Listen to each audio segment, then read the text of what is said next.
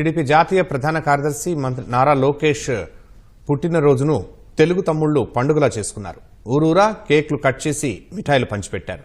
పలుచోట్ల రక్తదాన శిబిరాలు, ఇతర సేవా కార్యక్రమాలు. ఎగిరే తెలుగుదేశం జెండా చేతబట్టినాడో, నందమూరి తారక రాముడి అంశాన గదిలినాడో, ప్రజలే తన ప్రాణమయ్యి జనబంధమవుతున్నాడో, మన నారా లోకేష్ అన్న కదిలి వస్తున్నాడో.